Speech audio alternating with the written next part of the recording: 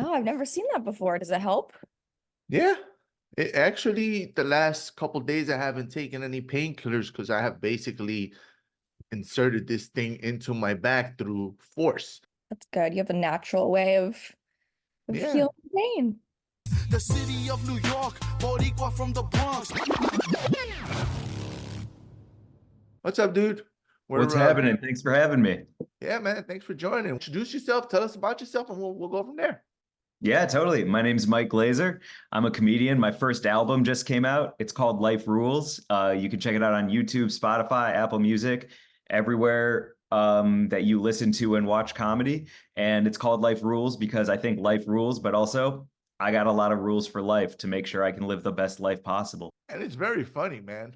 Thanks, man. I was watching it, and it's really really funny. I feel like with Netflix and YouTube and all these platforms, now you have access to so many more comedians than you would have historically.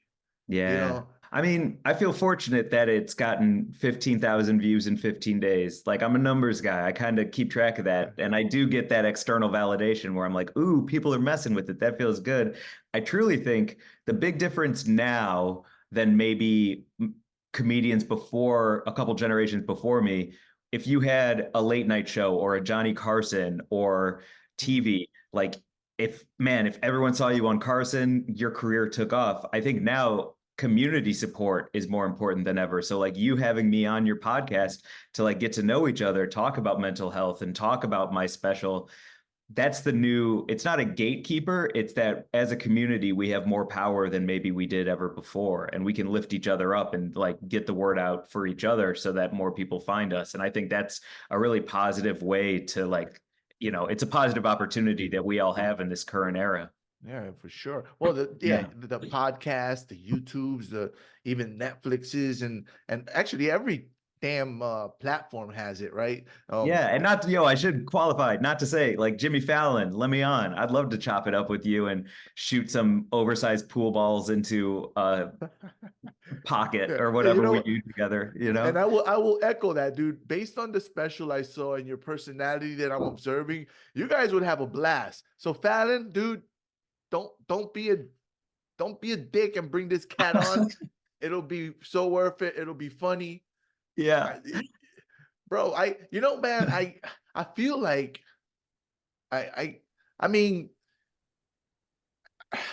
so I just discovered you from the email, right? When these folks reached out, at least I think I did, because I watch a lot of comedy. So there's a chance I could have seen something, and you don't know who the comedian is. It doesn't say the name. You're just watching clips and stuff because you feel familiar. You know what I Hmm. mean? Like you feel familiar to me for some reason. But I feel like based on what I saw, I look forward to you coming to Radio City and going catching it there, bro. Let's go, dude. Let's go. That Put I'm it in being the air. yeah. Well, I saw that you had dates. I was looking through and I was like, dude's coming. He's staying in the West Coast. All right, that's cool. Yeah. We'll catch him when he comes to Radio City, man. Because I feel like that's just the natural trajectory. Because it was funny, bro. Like it was actually really good. Like I enjoyed it. Like I was laughing, and a lot of times like ooh ooh like the Chipotle bit. I'm like ooh like it's really it's entertaining, man. I'm gonna watch it again. Thank Like you, man. Thank you. Yeah, I mean, I'd love to put like the West Coast tour that starts in April. I'm excited, but East Coast would love to come to New Jersey, would love to come to New York. Like, there's so many places. And also, I gotta like, yeah, the Chicken Caesar rap scene in New York City is out of control. There are no good Chicken Caesar wraps here in Los Angeles. And my entire Instagram Explore page is like New York food. And so I got to get over there and do some shows and eat my way through the city with you. actually, that's how my site NYC Talking started. Yelp pissed me off, right? Because they kept deleting my reviews because I was too aggressive or whatever. So they kept deleting my reviews. So I created my own website because of that. Nice. Because There you Yelp go, kept right? It's yeah. the same thing. Like if I want to put a special out, why wait? Self-produce a special. If you keep getting hammered down by Yelp because your hot takes on the chicken shawarma and people need to know, nobody can stop us. Recently, I've been on this mental health kick, talking about mental health and stuff. Are you comfortable sharing about like your mental health and stuff and what you're kind of going through? Yeah, I mean, we all have boundaries. So if I'm not, I'll say no. But of course, yeah, man. That's why I'm here. I'm here to share my stories, hear yours, and get to know each other. So let's do it. I think I know what bipolar is, right? Uh-huh. I think I do. I kind of in my brain, I'm thinking you're sad, you're very happy. Can you explain that? Sure.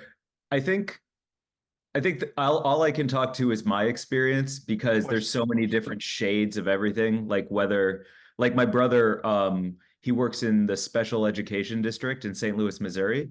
And so I'll talk with him about kids he works with who has autism and how there's like such a spectrum of what autism looks like. And so for me to talk about bipolar disorder, I only just want to keep it to my experience so that I'm not speaking for anyone else.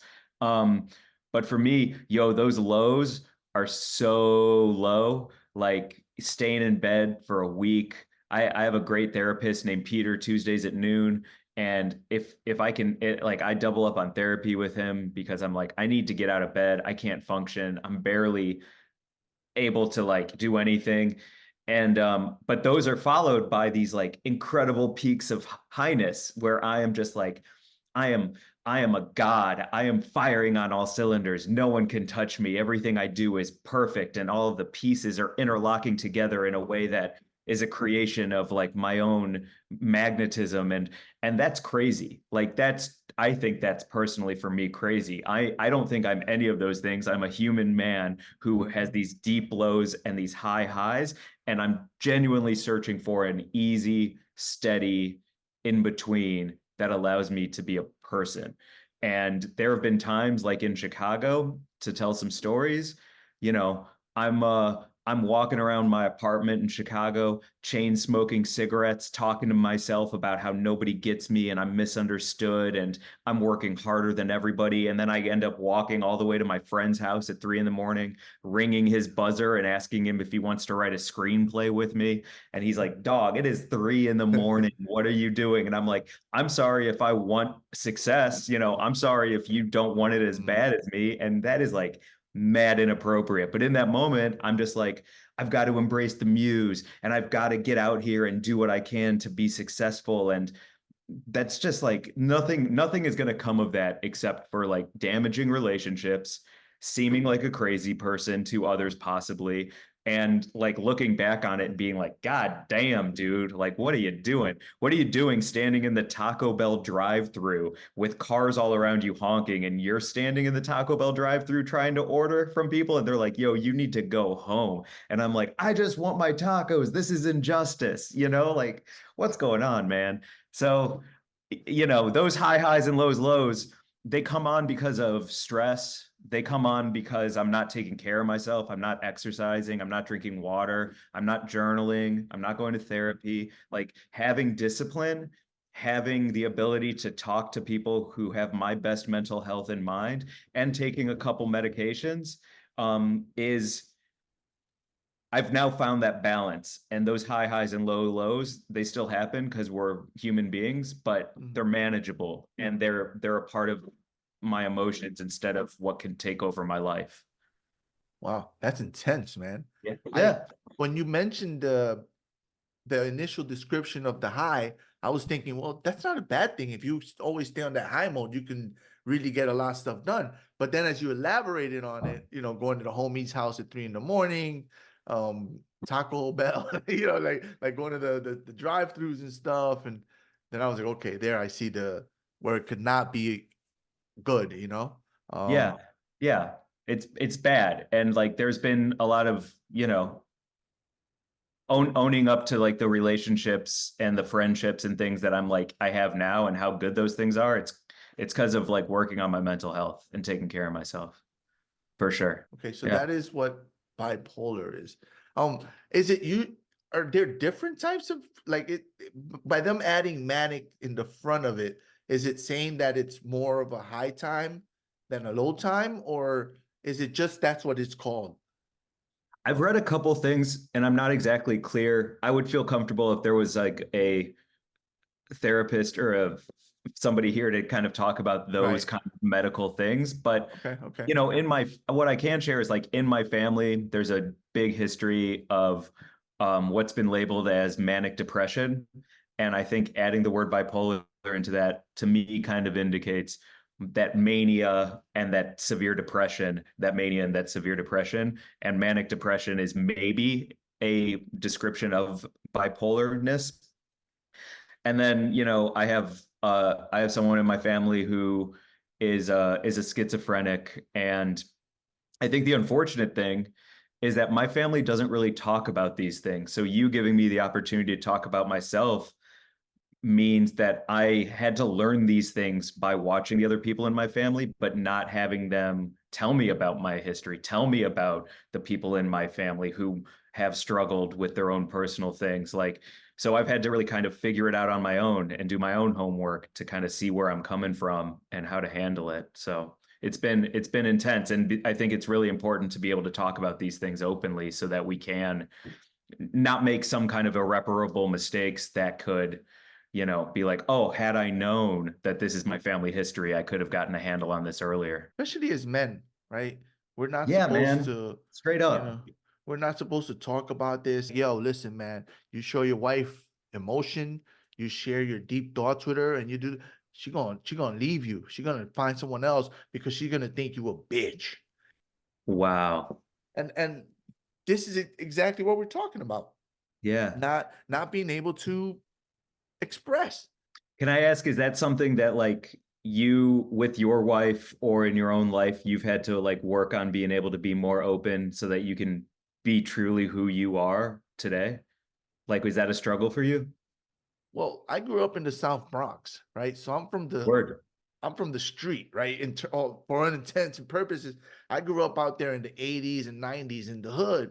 So survival was always a thing, and survival was dependent on toughness and hardness. So that's where I come from. With my wife, I always was very open with her, I think I had some understanding that it was okay. I wanted to ask, like with the weed and everything, right? Do you take that because of the mental health? Is that a part of your coping mechanism? Yeah, but I didn't know that until I knew that. You know what I mean? I started selling weed, smoking weed.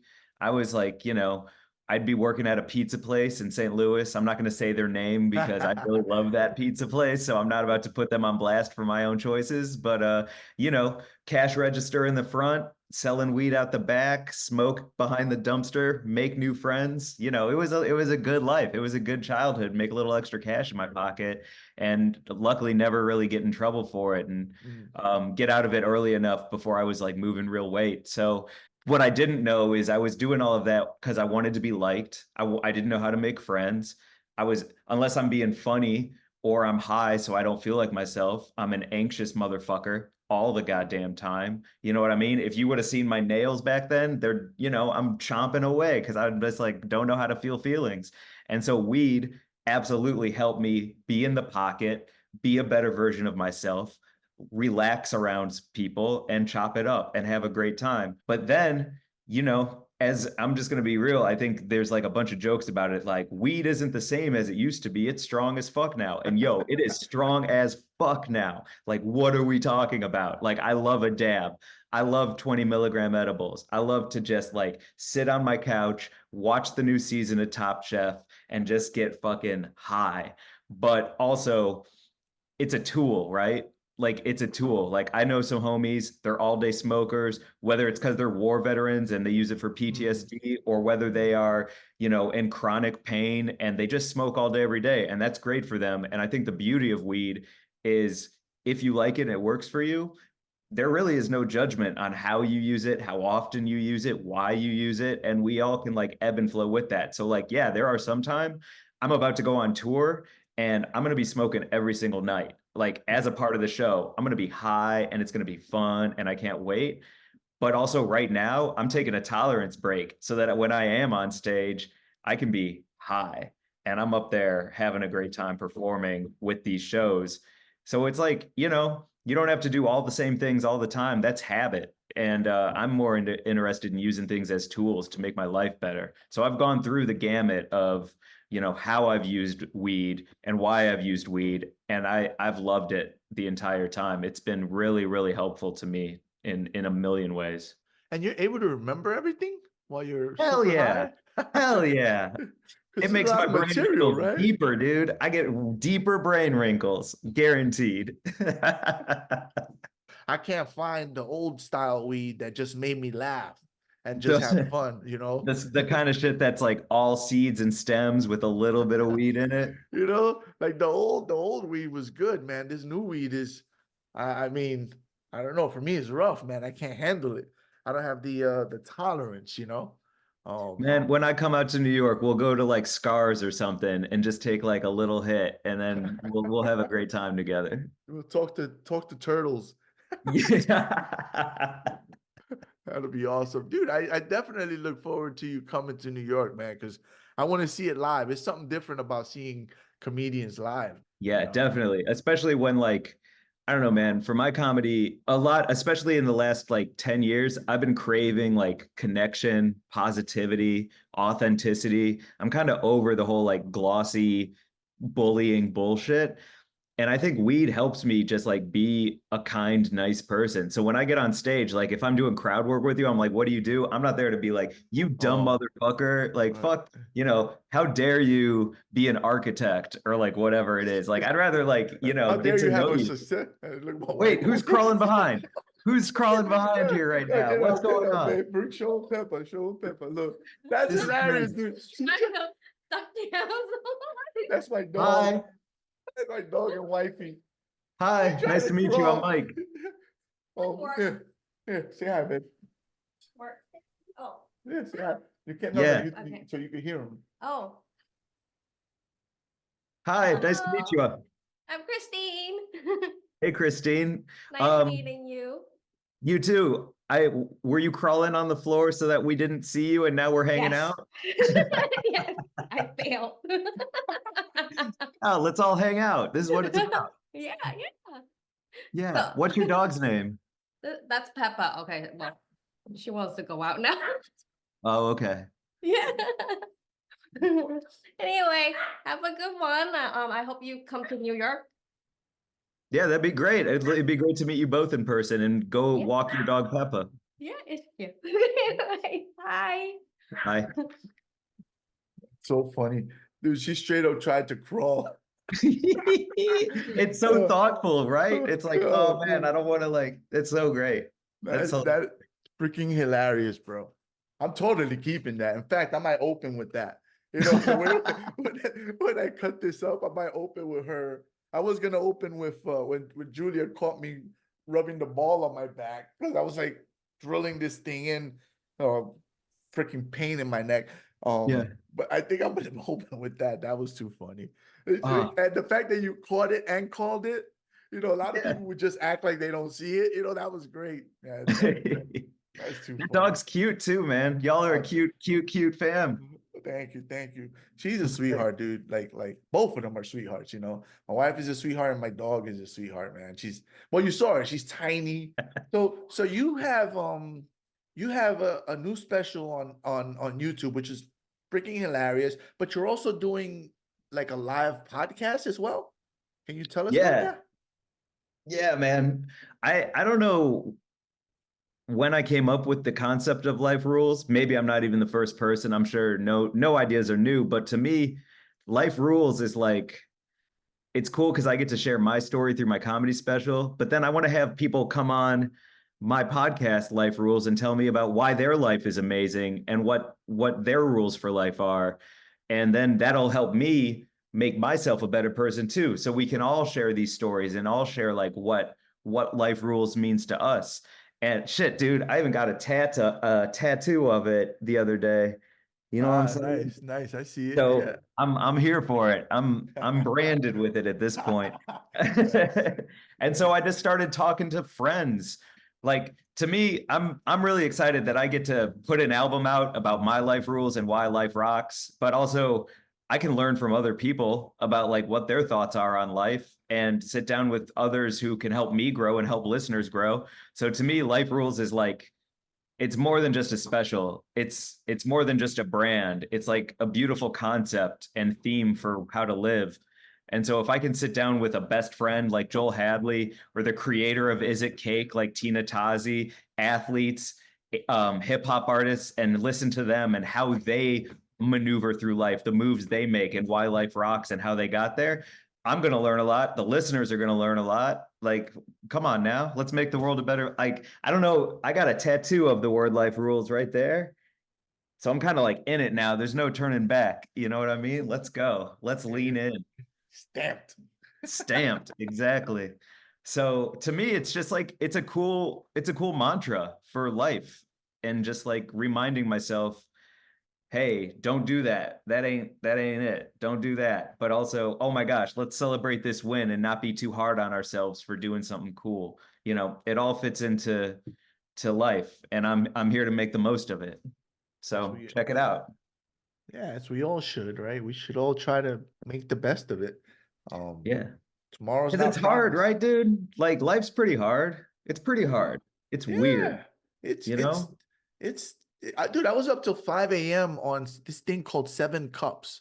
Seven Cups is like a mental health support chat site, and I was on there talking to people, and like 3 of them were saying that they didn't want to be here anymore, you know. And we're just there just talking to each other and trying to support each other and help each other out. And a lot more people than let know are struggling with things, like I mean, look at Robin Williams, man.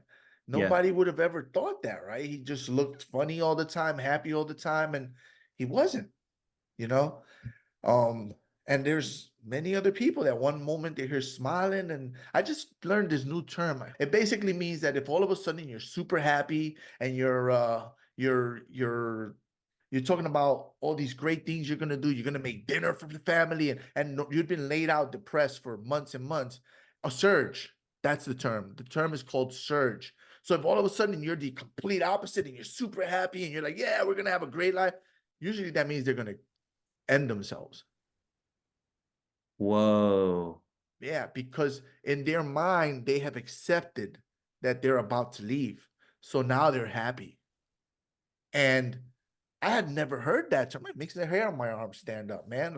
Like I never heard that term before. And somehow I went into it on TikTok and I started scrolling through and I was like, what is a surge? I don't understand what they're saying. So they're showing people being happy, like, hey, I'm making you a delicious dinner, and the husband's like, oh, that's wonderful. And the person's super happy. And then at the end, they show the guy saying, I wish I knew she was going through a surge. Oh, fuck. And she's no longer here, so I'm just like, hold up. I kind of deducted what it meant, but I wanted to look it up, and turns out that it's a depressed, suicidal person momentarily showing a glimmer of light, and all of a sudden they're super excited. And what it means is that in their mind, they've accepted they're at peace now because they know when they're going to do it, what they're going to do, and they can just be happy. Yeah. And wow, that is trippy because you want people to be happy. So all of a sudden they're happy and you're like, awesome, they're coming out of it. But you don't know that the next day they'll be gone. Like, this is like, man, mental health is a trip. And yes, to answer your question with this long-winded, darkening statement of mine, yeah, life is hard.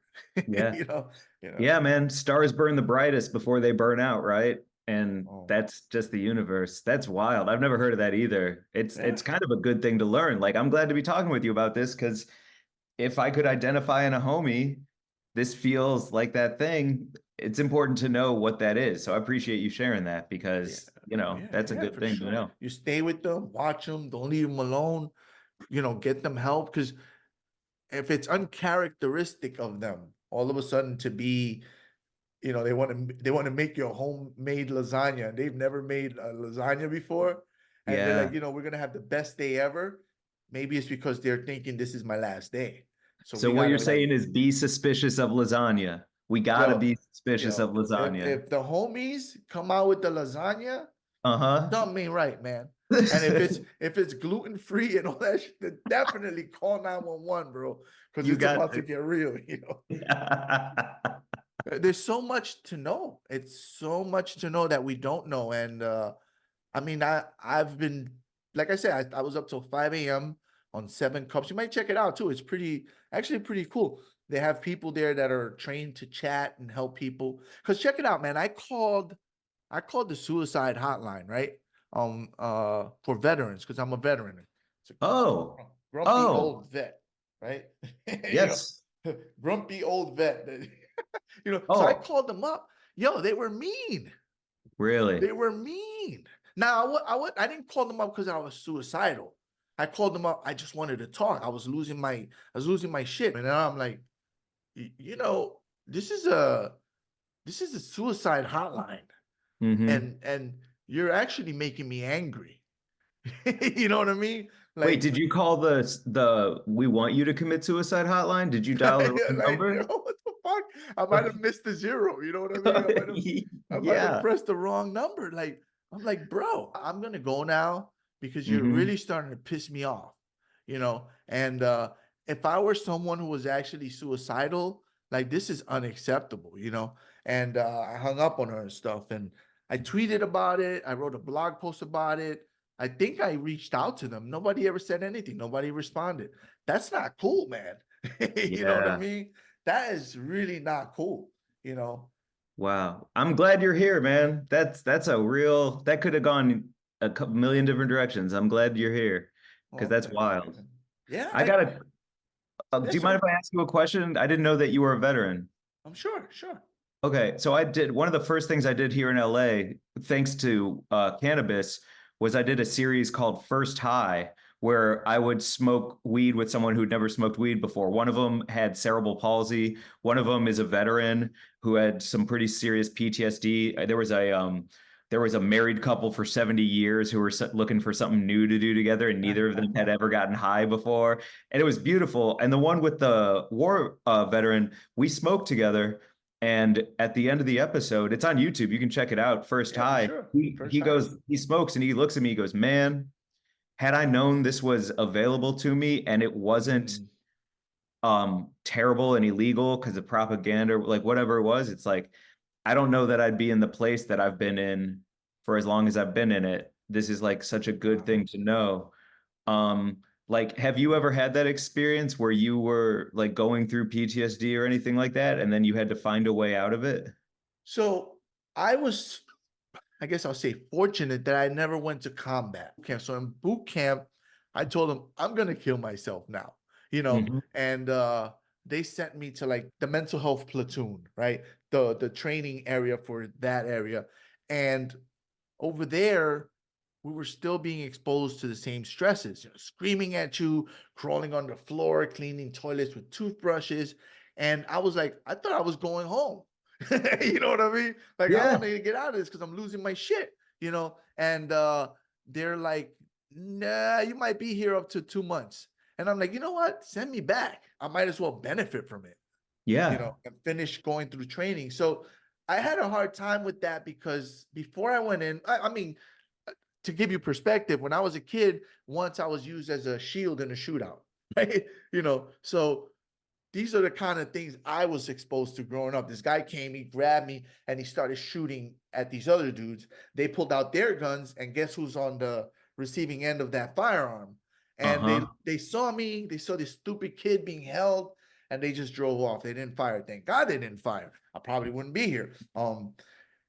So this is just a little snippet of stuff that happened to me growing up. Then before I went to boot, me and my wife at the time had lost a baby. Um, and they Dude. showed me the fetus. These freaking people came and said, "Hey, you want to see it?" And I was like, "Bro, why would you do Yeah. that? Like, why Yeah. would you do that?" And then like the next week I was in boot camp, you know. That's So so much. I was in a not good place. And you know, to answer your question, like all that stuff is coming out now. Mm-hmm. All that stuff has been coming out. Like I wanted to get an MRI, and the MRI just broke me. I freaked out in the MRI, and I hate to use the term broke me because we're not broken, right? And I don't think of mental health and stuff like that as people being broken. I just say it because it sounds funny to me, but I don't believe that, and I don't think that. Just to be clear for folks out there, we're not broken, but the MRI did something to me where everything flooded out. Yeah. And all of a sudden, I just freaked out. So I'm doing therapy too. And my Nice. therapist is like, this was gonna happen sooner or later, Angel. You don't get used as a shield in a shootout and not be affected.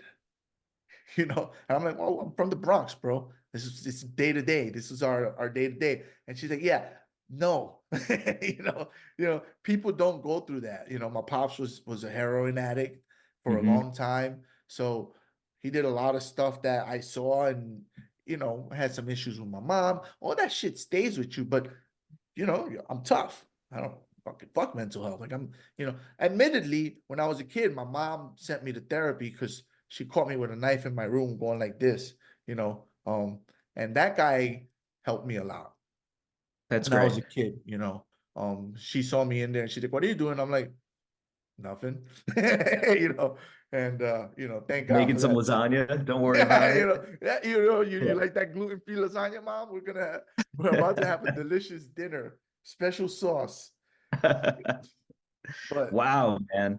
You make me think of a couple things. So my friend, I'll shout her out. Her name's Alexis. She's deep and she's done a lot of work that it feels like both of us are currently doing. But she was telling me about this book called The Body Keeps the Score.